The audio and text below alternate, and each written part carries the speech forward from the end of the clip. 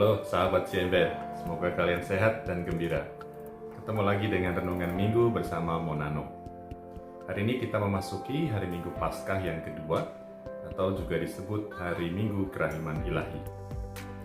Beberapa waktu yang belum lama ini, saya menerima informasi kalau ada sebuah buku yang di dalamnya termuat pernyataan agama akan mati. Paling lama bertahan 100 tahun lagi. Paling lama 150 tahun lagi, dan setelah itu agama akan mati. Percaya? Itu belum seberapa. Masih ada lagi data-data yang disajikan di situ. Di negara-negara yang tingkat kebahagiaan penduduknya tinggi, tingkat korupsinya rendah, tingkat kemajuannya tinggi, ya, orang-orangnya, penduduknya tidak menganggap agama sebagai hal yang penting. Mereka banyak lagi yang sudah tidak beragama, tidak lagi percaya pada Tuhan. Sebaliknya, di negara-negara yang penduduknya masih sangat religius, masih sangat kuat beragama, beriman, ya, tingkat kebahagiaannya rendah, tingkat korupsinya tinggi, tingkat kemajuannya rendah, bahkan banyak di antara negara-negara ini yang termasuk negara-negara terbelakang. Bagaimana? Teman-teman yang dikasihi Tuhan, kepada kita hari ini dalam cerita Injil diwartakan atau ditampilkan seorang pribadi tokoh yang bernama Thomas, yang menjadi, boleh dikatakan, representasi perwakilan orang-orang yang tidak percaya. Apa yang ditampilkan Thomas? Sikapnya yang kurang percaya, katakanlah demikian. Sesungguhnya bisa dikatakan sebuah sikap yang bisa dimengerti, sesuatu yang manusiawi sekali, barangkali bahkan bisa dikatakan wajar. Dia adalah manusia berakal budi, berpanca indera. Dia mengenal Yesus dengan akal budinya, dengan panca inderanya. Maka ketika dikatakan Yesus yang mati itu bangkit, ya, dia memproses informasi itu juga dengan akal budi dan panca inderanya. Dan akal budi serta panca inderanya membutuhkan suatu proses pembuktian bahwa itu memang sungguh-sungguh terjadi. Dan pada waktu itu, akal budi dan panca inderanya tidak memiliki cukup informasi seperti yang dimiliki oleh teman-teman murid lainnya, teman-teman rasul lainnya. Dia tidak ada waktu Yesus menampakkan diri kepada para rasul, para murid di ruangan tertutup terkunci itu. Maka ketika hanya dikatakan kepadanya, bisa dimengerti kalau dia tidak langsung percaya, bahkan tidak percaya sebelum, katanya, menerima bukti-bukti, mencucukkan jari ke bekas luka Yesus. Teman-teman yang dikasihi Tuhan, demikianlah, ya, kita manusia memang hidup,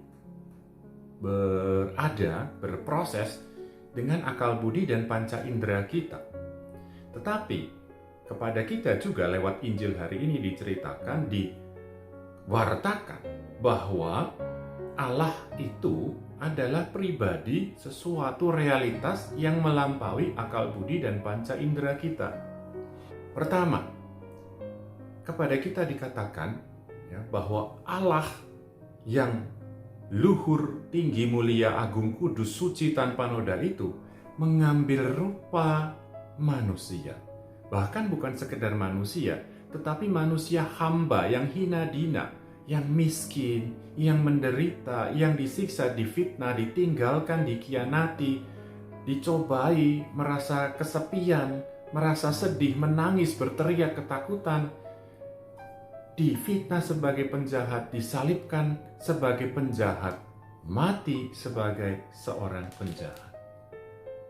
Konsep ini saja sudah sesuatu yang amat luar biasa, sulit diterima oleh akal budi manusia, khususnya pada waktu itu orang-orang Yahudi.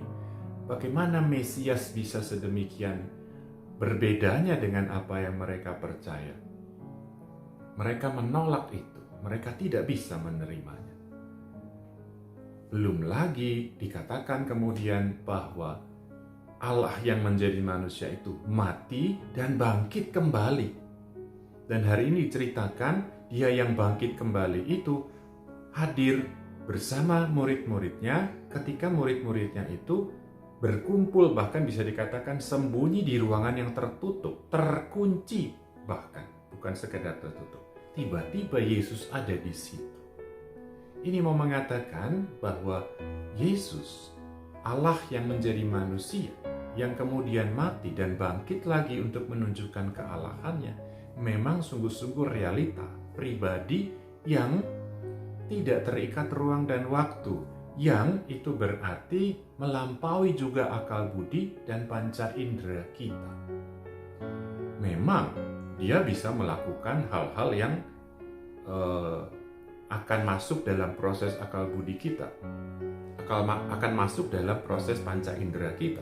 Kalau dia menginginkan itu terjadi, dia akan tunjukkan dirinya, perbuatannya, sehingga akal budi dan panca indera kita bisa menangkapnya, bisa memprosesnya, dan bisa menghasilkan suatu keputusan untuk kita percayai. Tetapi kemampuannya, kuasanya, kasihnya melampaui semua itu, melampaui akal budi dan panca indera kita yang terbatas. Maka ada banyak hal lain, ada banyak perbuatannya yang lain yang di luar jangkauan akal budi dan panca indera kita. Maka kata-kata Yesus hari ini kepada Thomas sungguh-sungguh amat penting bagi kita untuk kita jadikan bahan permenungan kita. Kamu melihat aku dan percaya. Berbahagialah mereka yang tidak melihat namun percaya. Teman-teman yang disayangi Tuhan, banyak orang tidak melihat kasih Allah. Banyak orang tidak melihat bahwa Allah mengasihi dirinya, mengasihi dunia ini, mengatur segala sesuatunya untuk kebaikan, untuk hidup yang lebih baik lagi, hidup bahagia kekal selamanya bersama Allah di surga. Maka itulah hidup kita sekarang ini perlu diatur, disesuaikan dengan kehendak Allah, yang bagi mereka yang tidak melihatnya menjadi suatu kekangan, menjadi suatu pembatasan, membuat mereka tidak bebas, membuat mereka tidak bisa menjadi dirinya sendiri katanya. Mereka tidak bisa melihat kasih dan penyelenggaraan Allah yang maha baik itu, Allah yang mencintai, Allah yang maha rahim. Maka mereka pun tidak bisa melihat bahwa dirinya terbatas, berdosa dan butuh pengampunan, butuh kerahiman Tuhan. Teman-teman, kawanan pilihan Allah, hari ini kita diingatkan betapa kita memang diberi akal budi dan panca indera, namun semuanya itu pemberian dan semuanya itu terbatas. Ada banyak hal yang tidak bisa kita cerap, proses, mengerti dengan akal budi dan panca indera kita. Maka kita tidak bisa mengandalkan itu saja. Kita perlu lompatan iman.